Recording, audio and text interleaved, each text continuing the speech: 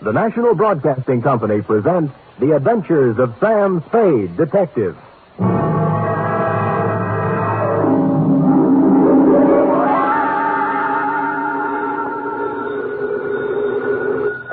Sam Spade, Detective Agency. Here's I, sweetheart. Sam! Oh, I was worried to death. This office, glass all over the floor, holes in the wall. That was just business going on as usual during altercations, Eph. Well, what was it all about, Sam? They tried, Effie, just tried to pluck my feathers and cook my goose. On Thanksgiving, too. How could they? Oh, they were a mean lot. Are you all right? Hale and hearty, every giblet in place and not a feather ruffled. Did you have a nice Thanksgiving? Oh, it was heavenly. Mama had a turkey dinner, sage dressing, cranberry sauce, candy jams. Hard cider? A little. Come clean, Effie? Well, I had 2 glasses. Everyone was there. Cousin Gertie, Dwight, Mrs. Floss.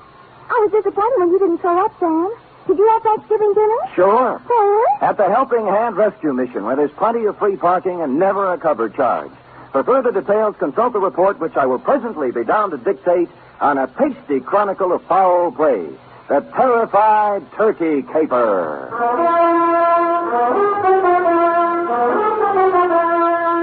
For NBC, William Spier, radio's outstanding producer-director of mystery and crime drama, brings you the greatest private detective of them all in The Adventures of Sam Spade. Sam, hey! Oh, you were waiting for me. Having Thanksgiving dinner at a rescue mission, and Mama cooked it perfectly wonderful. Thank your mother for me, Eph. Tell her I'll be over to break wishbones with her tonight. And to atone for my social indifferences, here's a little something I brought for you. Oh, Sam! You shouldn't have. It's beautiful. What is it? A blunderbuss. A blunder what? Bus, as in step to the rear of. Oh. Well, what does it do? Shoots, Eph. It's a gun. Our founding fathers used it in foraging for feathered food when they settled this abundant continent. And it's mine. To do with what you will. Where did you get it? Pencil boy? Yes, Sam. Who gave it to you? Pad open? Oh, yes, but I don't know. Knees crossed? Did you mean the founding fathers? Don't peek. Date, November 24th, 1952. Detective Lieutenant I.C. Kelsey, Homicide Detail, San Francisco Police. From Samuel Spade, license number 137596. Subject, Turkey. Dear Kelsey, this was a big week for the cranberry pickers, the butchers, the sage makers, and the stomach pill people. But for private detectives, it was strictly from hunger. My office door opened only twice a day, once to let me in and once to let me out. And when on Wednesday I heard a knock on the door, I went into a paroxysm of delight. Come in! Come in! Come in! Entrez-vous! Entrez-vous! Arise! When I ran out of languages, I got up from behind the desk, walked to the door, and opened it. Standing there was a small, middle-aged man with a pink, bald head. His blue serge suit needed pressing, and he was nervously fingering a strawberry birthmark under his left ear. Mr. Samuel Spade? I am. May I have a moment with You may have several, but not in the corridor. It's not in my lease. Oh, I'll come in. Good. Well? You'll have to excuse me, Mr. Spade. I've had so few dealings with private detectives. I find it hard to begin. Well. Perhaps I shouldn't have come at all. Goodbye. No, wait a minute. Maybe I can help you. Well, you see, Oh, what's the use? You won't believe me. Nobody does. I'd really better... Oh, now, wait. I'll believe you. All I ask is a chance. Now, let's start with your name. Oh, what, my name? Yes. Yes, my name. To begin with, you won't believe that. Oh. But I can verify it. Yes, I can. It's on the registration book of the old Colony Hotel, in the 1943 phone book, and on my old driver's license. Well, I'll have to know it before I can verify it. Yes, of course you will. It's Tom. Well, now that's not so hard to believe. Oh, you haven't heard the rest of it. It's Tom Turkey. You see, I told you wouldn't believe it. I'd better go. No, let me be the first to believe you. Now, Mr. Tom, what's your problem? Oh, dear, that's even harder to explain. Well, now that I don't believe. But take a breath and jump into it. Yes. My name's Tom Turkey, and they're going to kill me for Thanksgiving.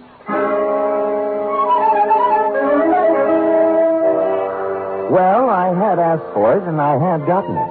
And I sat back wondering who had gone to all the trouble to play this funny joke on me. I was looking at my hand to see if there was any itching powder on it where he'd shaken it when my phone rang. I lifted the receiver, swung around in my swivel, and gazed out onto the street. It was Al Cuccio calling, a private eye whose reputation was shadier than a mushroom cellar. Hiya, Spady. Al. Haven't seen much of you lately, Spady. You have to get together. Yeah, well, so long. Wait, I'll tell you why I called. I've had a pest in my office, keeps coming back. Thinks he's a turkey somebody wants to dress. I brushed him, but your name came up, and I just wanted to warn you. He might be in to see you. I'm confused, Al. I never knew you to turn your back on a buck. Oh, I don't want any of this one. His buttons are loose. My advice to you is to bounce him. Well, we've never traded advice before, Cuccio. Why now? Well, after all, we're in the same racket. If we can't help each other... Oh, sure, Al, sure. I appreciate it. Give me a ring. We've got to get together sometime. Yeah, when I get a free night, we'll Jimmy parking meter. Yeah, we... Huh? Oh, yeah. Parking meters. I'll see you later, Spady. I turned back to the desk, and what I saw in front of me was an empty chair. Tom Turkey had taken wing. I got up and walked to the window, and a minute later, I saw him come out of the building downstairs and start to cross the street. And then I saw something else. A large 4-ton truck was tearing down the street, picking up speed. Instinctively, I shouted a warning, and at the last second, Tom Turkey scrambled from in front of the truck and disappeared into the alleyway. The truck roared up the street, and on its side was printed in gold letters, "Haynes, you drive it." There was nothing to say it wasn't coincidence, this near mishap, but somehow I found myself intrigued and wanting to hear more of the little guy's story. He said the Old Colony Hotel. On the way, I stopped at the library, found an old 1943 phone book, and looked. He was listed. Thomas Turkey, it said. Out of curiosity, I rang the number. Hello? I wonder if you can help me. I'm inquiring about a Mr. Turkey. Turkey. This ain't his number no more. I know. Haven't had any calls for him for years. Screwy name. Yeah, I know. I knew a woman named Rabbit once. Mrs. Rabbit. About Turkey, could you remember what he looked like? I don't. Hey, Manny, what Turkey look like? Huh?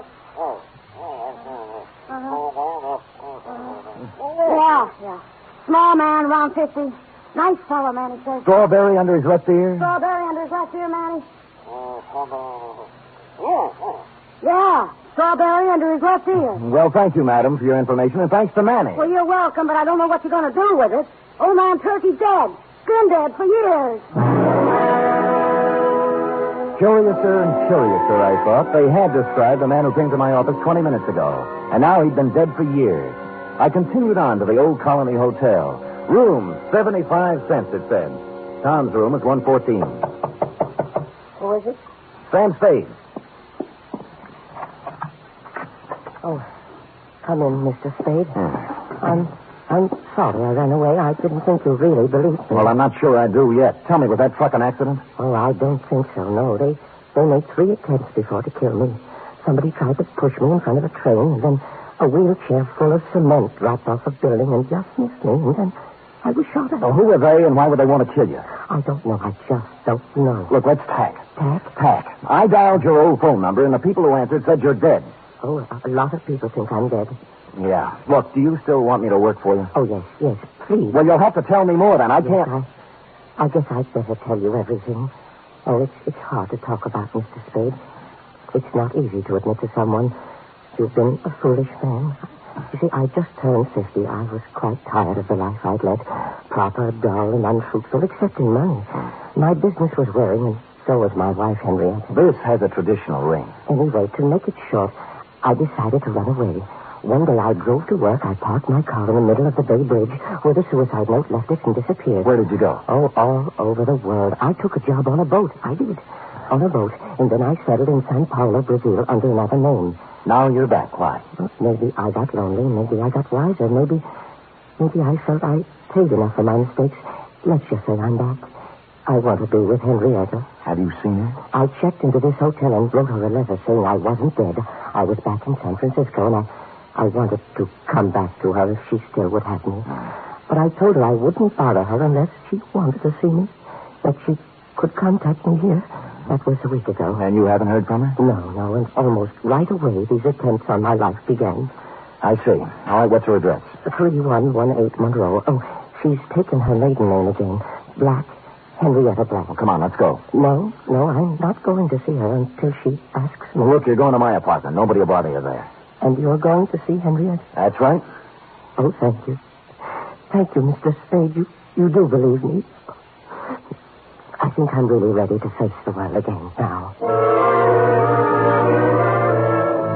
I deposited Tom in my apartment with instructions to open the door for no one but me, and then I proceeded to 3118 Monroe in the high-rent district. I was ushered through a comely portico by a Japanese maid who told me to wait in a study heavy with mahogany. In a moment, two people came in. The woman wore a black dress, silver pendant, flat shoes, and a complexion the color of apple meat. She was Miss Henrietta Black and/or Mrs. Tom Turkey. The man turned out to be Leander Luce, the lady's attorney, business manager, and canasta partner. You say you have something important to discuss with me, Mr. Spade? I do? I hope you don't mind my asking Mr. Luce to be here. Not at all. Well, Mrs. Turkey, I just talked to your husband, Tom. Mr. Spade, if you please. I say something? a rather feeble attempt at comedy, Mr. Spade. Well, I wasn't trying for a laugh. You are Mrs. Turkey, aren't you? I was. You undoubtedly still are. I'd expected to hear another one of these cruel jokes about my name. At Thanksgiving time, Mr. Spade, someone was always going to stuff Tom, baste him, dress him, slice him. This season, they're going to kill him. They are not going to kill him. He is already dead. He's not dead, Mrs. Turkey, and you should not. I should. Yes, he sent you a letter saying he was back in San Francisco and wanted to see you. Mr. Spade, this has gone absolutely far enough. Not quite. What about the letter? I know of no such letter. I see. Well, thank you for your time. I'm sorry I bothered you. Oh, you used bad judgment in coming in the first place. Yes, maybe you're right. There was falsehood in this someplace, Lieutenant, and it stuck out like a fat girl in slack. The only thing to do was to go back to my apartment, get Tom Turkey, and confront Mrs. T with her husband in the flesh. But when I got back to my apartment building, I spotted in rapid succession, 1, an ambulance, 2, a police car, and upstairs, outside my half-opened apartment door, I spotted 3, you. I've been expecting it. What's going on, Kelsey? Yeah, serious, Sam, serious. Who's that bald-headed man moving around the apartment? That's McCracken, the new medical examiner. Checking a stiff on your rug. I stepped around you, Lieutenant, and pushed the door all the way open. I saw McCracken kneeling over the body and a couple of men from homicide taking photos. I moved into the room feeling nothing good. A little guy had given me a job, and while I was yakking with his wife, somebody got to him. And in my apartment, where I'd stashed him. McCracken stood up, and I looked down at the body. Then I looked again. Who I saw wasn't Tom Turkey at all. It was the late private eye, Al Kuchel.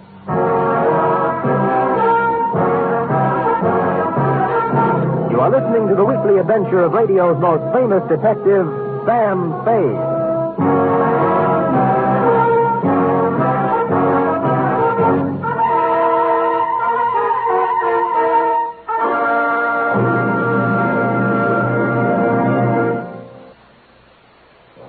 You Friday fans of Sam Spade, there's mystery on Saturday evening, too, on NBC.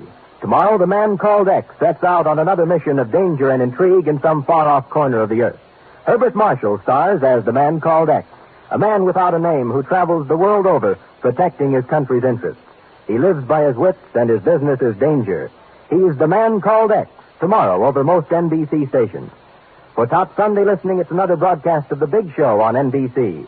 This Sunday, your stars include Fred Allen, Jack Carson, Mindy Carson, Ed Archie Gardner, Ed Wynn, and many, many more. And Tallulah is your MC as usual. This Sunday, it's The Big Show on NBC.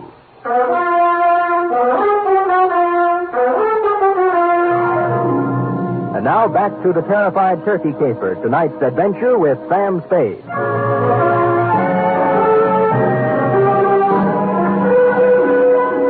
While the men from homicide were taking pictures, etc., you and I, Lieutenant, were going round and round on the question, if I didn't kill the man found in my room, who did? And you were sufficiently impressed with my insult, Kelsey, not to hold me for the murder. We bowed to each other, and I left. Thinking back to the truck that had almost run Turkey down, I went to the Haynes U Drive truck rental garage.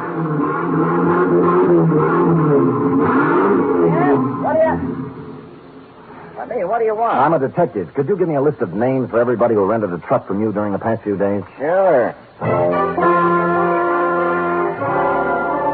He handed me a big registration book, and I read every name for the past week. For the first 5 days, they all seemed to be nice, normal, abnormal names. And then, under the rentals for the day before, was the name of John Smith. John had given his address as 7200 Kearney. And I happen to know that Kearney only goes up to 2000. The dispatcher said that Smith had returned the truck about 3 hours before. And he remembered him as an ugly, heavy-set, and rough-voiced character who looked like an ex-longshoreman. They had already washed the truck, so the fingerprints were all loused up.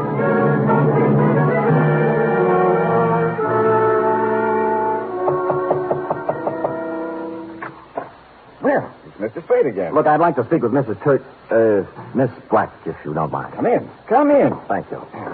This way. Into the den. Right. Well, I was sure you'd look into this affair a little more and realize that it was just a blind alley. A hoax of some kind. Where's Miss Black? Oh, she's upstairs lying down. The whole affair has upset her, and she asked not to be disturbed. I think the wisest course of action for you, Mr. Spade, is just to let the matter drop. You can't let a murder just drop, Mr. Luce. The police wouldn't hear of it. Huh? Murder?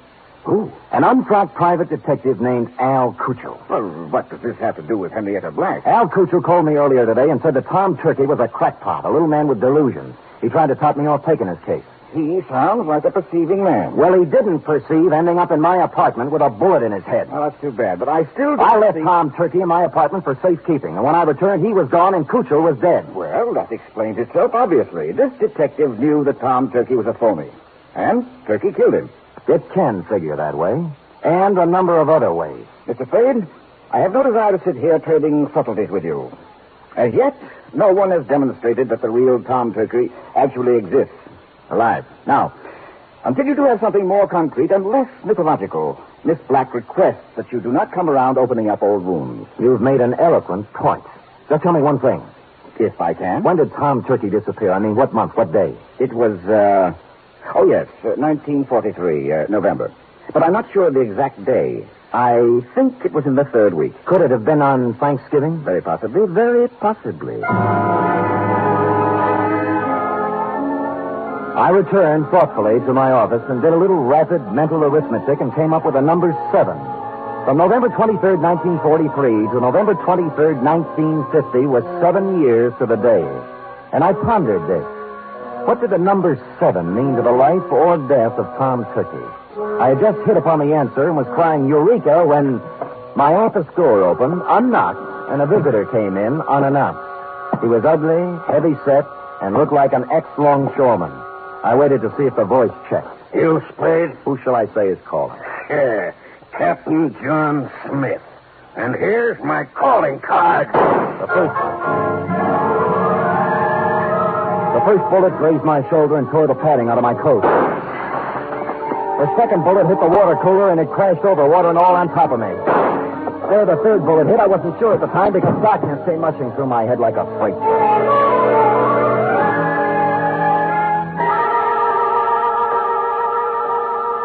When I opened my eyes again, I expected to see St. Peter checking my ID card. But all I saw were the dust balls under my desk and a fly bathing himself in a pool of water spreading slowly over the floor.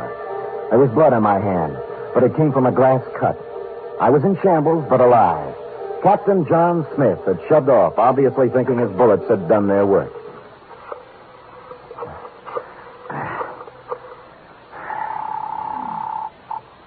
Homicide, Lieutenant Kelsey. Sam, Kelsey, have you found anything more about Tom Turkey? Nothing, Sam. Frankly, I'm beginning to wonder if there is such a guy. Well, clever Kelsey, a few minutes ago, a gorilla by the name, believe it or not, of Captain John Smith just tried to kill me in my office. Oh, go on, Sam. I find it hard to think. You find it hard to think, period. Really, Sam? Did you get him? No, but my office is a wreck, and there's a hole blasted in my wall big enough to put a basketball in. Well, what did he use, a bazooka? I figured dum-dum bullets. Dum-dum? Well, that's illegal, ain't it? Kelsey, doesn't it strike you as significant that every attempt on Turkey's life has been vicious, as if someone not only wanted to kill him, but also mutilate him? Yeah, now that you mention it. Somebody probably wanted to make identification difficult. Even dead, they didn't want anybody to know who he was. Now, listen carefully, Kelsey. This is real deep. Tom Turkey disappeared on Thanksgiving of 1943. A person has to be missing 7 years before he can be legally dead and his insurance collected. Now, if someone had Turkey insured, they could collect the day after this Thanksgiving, if Turkey didn't show up before. You mean somebody's trying to kill him for the insurance? I would say so, Kelsey. I would say so. Now, hurry up and find him. When I put down the phone, I heard a heavy pounding. For a minute, I thought it was in my head, until I turned to face the door, and standing there was a small pilgrim with bandy legs in black stockings, pantaloons, white-collared coat, and stovepipe hat. Hallelujah. He wore silver buckles, and what he was pounding on the floor was an 18th century blunderbuss. Hallelujah. Have I got the right place? Oh, offhand, I'd say so. If you're looking for Captain John Smith, he just left. Pocahontas is expected any minute. Now, don't you go trying to confuse me. I'm too thirsty. What's on your mind? Well, I'm looking for a fellow named Dan, I'm so thirsty I forgot. Sam Spade? Yeah, that's it. There. Oh, you broke your water bottle, huh? Yeah. Good.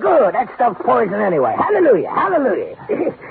Hey, say, do you happen to have any hard cider around? Fresh out. Oh.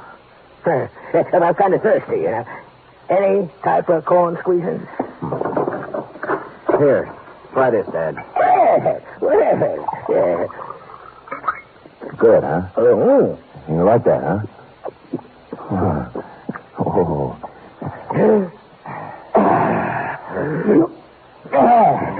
Follow me. But before we go, do you suppose we could have a little something for the road? It's bitter cold. I gave him a little, but not too much, because I didn't want him to lose his way. He walked me right down Market Street so he could look in the liquor store windows. He said it gave him a comfortable feeling to know there was so much good in the world. And then we turned right a few blocks until we came to the Helping Hand Mission. Across its gray front, a banner promised special holiday food and comfort to the unfortunate. And on the street in front of it, there was a brass band sending out signals to the fraternity that any minute the great feast of Thanksgiving would begin. The band members and other volunteer workers were all dressed as pilgrims, a quaint conceit. My pilgrim led me to a dark corner of the clubroom, and sitting there unhappily was none other than Tom Turkey. Hello, Mr. Spade. Oh, hello, Tom. What happened to my apartment? And why did you run away? Oh, I was afraid. You told me not to answer the door until you came back. Well, somebody knocked on the door and said it was you, so I opened it, and two men came in. Tell me, was one of them Al Cuccio? Yes, the detective. The other man was a big, ugly-looking fellow, and when they saw I was alone, they started arguing. About what? Well, the detective said that now that he'd brought the ugly man there, he wanted his money. Yeah? The ugly man pulled a gun, and they started to fight. Oh, dear, I slipped out the door, and when I was halfway downstairs, I heard a shot and kept on running. Well, Al Cuccio is dead. Oh, my. I thought so. This was the only place I could think of to hide. Oh, when Henrietta finds out I've been mixed up in a murder, she'll never take me back. Henrietta. Hey, tell me, did your wife ever have any insurance on you? Oh, before I ran away, she did. A $50,000 policy, but, that would have lapsed by now. Maybe. Did it have a suicide clause in it? A suicide? Yes. Well, no. No, it didn't. I remember. Yeah, you'd like to talk to Henrietta, wouldn't you? All right, here's your phone number. Call her up and tell her where you are. Oh, dear, I don't think I could. I'm too frightened. You've got to do something to help yourself. If you don't, by midnight, you might be a cold turkey. Oh. I'm sorry, it just slipped out. All right, I'll do it.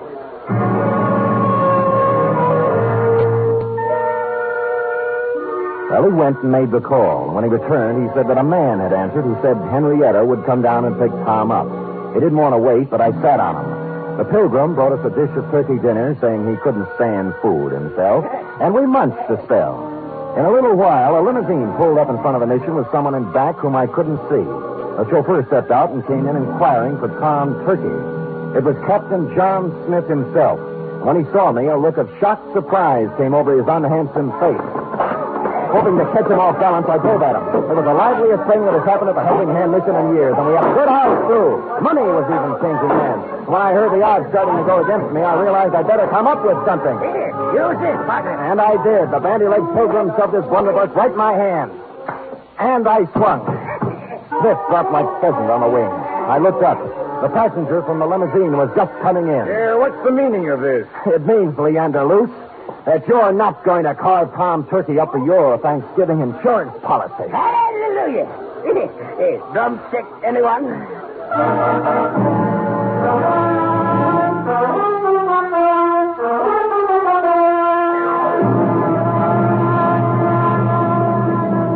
Period. End of report. Sam, I don't understand. Well, it's as plain as the cranberry stain on your dress, huh? Luce, as Henrietta's business manager, had her power of attorney. And secretly, he kept making the payments on Tom Turkey's insurance policy. Oh, and then he'd collect for Henrietta and keep the money himself. Effie, sometimes your lightning mind frightens me. Now, go type that up. 3 chimes mean good times on NBC. There's fun and laughs with the chimes later tonight when Ed Gardner stars in Duffy's Tavern. As usual, Duffy won't be there, but Archie the manager will definitely be on hand to serve his blue plate special of grilled English language. This Sunday, the big show comes your way again. Tallulah will be your hostess, and the stars include Fred Allen, Jack Carson, Ed Wynn, Meredith Wilson, and many, many more. It's the big show, Sunday on NBC.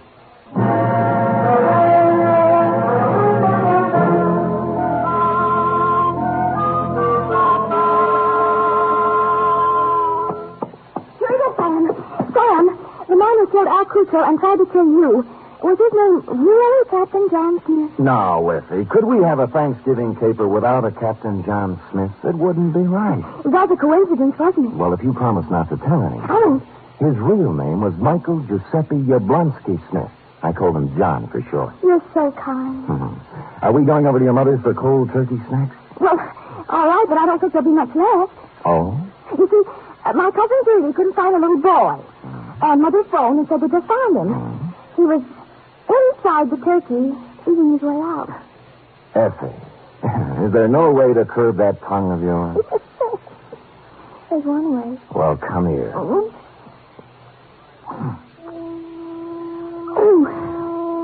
good night, Sam. Good night, sweetheart.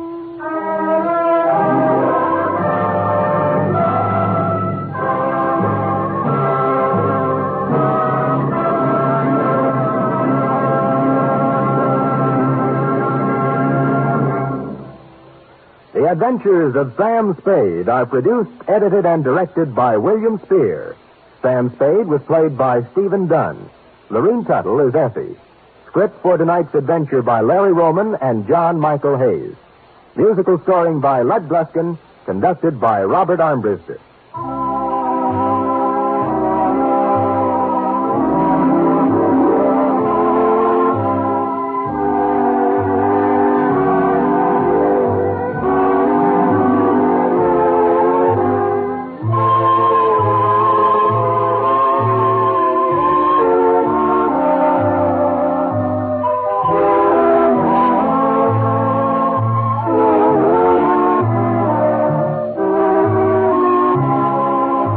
Join us again next week, same time, for another adventure with Sam Spade.